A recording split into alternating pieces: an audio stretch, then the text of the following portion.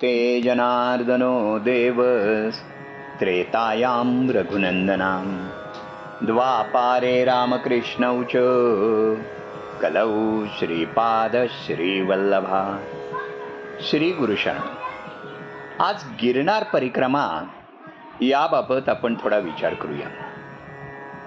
गिरनार परिक्रमा म्हणजे गिरनार पर्वताभोवतीची प्रदक्षिणा. ती का करतात? त्याच्या मागे एक 24,000 वर्षापूर्वीची एक कथा आहे. साधारण 30,000 वर्षापूर्वी पृथ्वीवर हवेचा वेग 25,000 किलोमीटरचा उत्पत होता. एका क्षणात अख्खा पर्वत उडून दुसरीकडे जायचा. त्यावेळी पृथ्वी एकखंड होती, पर्वतांना पंख होते, असा दक्षिण भारतीय साहित्यात उल्लेख आहे. ब्रह्मदेवाने पृथ्वी नियोजन करताना हे पंख कापले, म्हणजे हवेचा वेग 20 ते 100 किलोमीटर पर्यंत आणला. त्यावेळी गिरनार पर्वत समुद्रात लपून बसला. गिरनार हा हिमालयाचा पुत्र व माता पार्वतीचा भाऊ. माता पार्वती आणि शिव यांचा विवाह सोहळा अंदाजे 20,000 वर्षापूर्वी हिमालयात झाला. बहिणीच्या लग्नासाठी गिरनार समुद्रातून बाहेर पडला आणि जमिनीवर स्थिर झाला. समुद्रापासून अवघ्या 50 किलोमीटरवर हिमालयात तो जाऊ शकला नाही. पुढच्या त्रिपुरी पौर्णिमेला माता पार्वती आणि भगवान शिवशंकर गिरनार मुक्कामी आले. शिव पार्वती विवाहात सर्व देव, ऋषी, तीर्थ, नवग्रह, अष्टसिद्धी, नवनिधी, 52 वीर, 64 मातृका, 11 जलदेवता, नवनाग, अष्टवसू, कुबेर, भंडारी सर्व आले होते. शिवगण सुद्धा सर्व आले होते. यांच्यासह शिव पार्वती 4 दिवस गिरनारवर राहिले. त्या काळात सर्व देवतांनी गिरनारच्या जंगलात मुक्काम केला होता. आजही कार्तिक एकादशी ते कार्तिक पौर्णिमा या दिवसात सर्व देवता गिरनारच्या परिक्रमा मार्गात मुक्कामी असतात. परिक्रमेत 5 रात्री मुक्काम करावा. कमीत कमी 1 रात्र तरी जंगलात मुक्काम करावा. या देवतांचं सानिध्य घ्यावं, त्यांचा आशीर्वाद घ्यावा, याकरता ही गिरनारची परिक्रमा केली जाते.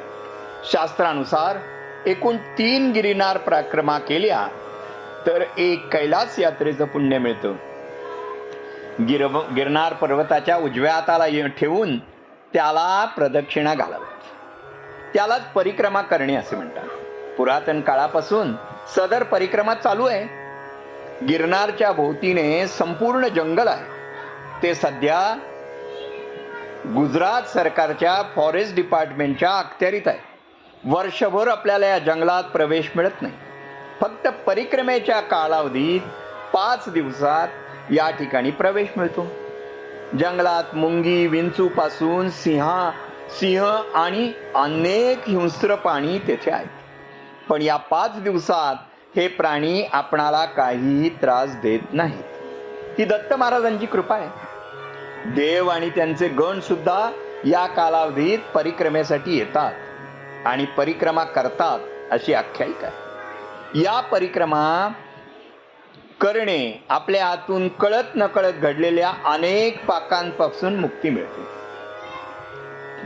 ज्या संसारी लोक आहेत त्यांना चतुर्विध पुरुषार्थ प्राप्ती होते आणि जे साधू, संत, सत्पुरुष जे आहेत त्यांना भगवंताचं अनुसंधान लाभतं.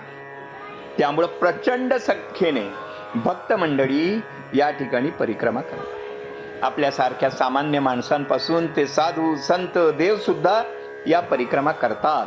त्यामुळे परिक्रमा करताना या सत्पुरुषांचं दर्शन आणि आशीर्वाद हे मिळतातच. म्हणजे काय? सोने पे सुहागा. गिरनार परिक्रमेचा मार्ग हा पूर्ण जंगलातून जातो. 3 डोंगर चढणं आणि उतरणं, त्यात तीव्र चढ, अतितीव्र उतार असे स्वरूप. 4ही बाजूनी घनघोर जंगल, उंच झाडे, झावळ्या, मोठे मोठे वृक्ष, यातून दत्त भक्त दत्त नामाचा गजर करीत परिक्रमा करत असतात. काय तो आनंद, स्वर्ग सुख आहे. ही परिक्रमा कार्तिक एकादशी ते त्रिपुरी पौर्णिमा या 5 दिवसात करतात. घनात जंगलातून मार्ग काटे कुटे दगड यांनी घेरलेला आहे, तरी श्रद्धास्थ भक्त मंडळी उत्साहाने दत्तनामाच्या गजरात श्रद्धेने हा मार्ग सोपा बनवतात. परिक्रमेला सुरुवात झाल्यावर 12 किलोमीटरवर जिनबाबा की मढी हे स्थान येते. मागील शतकामध्ये गिरनार येथे जिनबाबा नावाचे एक अवलिया होऊन गेले. त्यांची एक चिलीम अद्यापही तेथे आहे. या चिलमीतून ते आत बाहेर करत होते असे म्हणतात. त्यांची समाधी व धुनी आजही तेथे आहे. येथे परिक्रमावासी गरमागरम भोजन संस्थांतर्फे उपलब्ध असते. अनेक तरुण यासाठी विना मोबदला राबत असतात. थोडे पुढे छोटीशी नदी लागते सरनो नावाची, त्यात बरेच लोक स्नान करतात.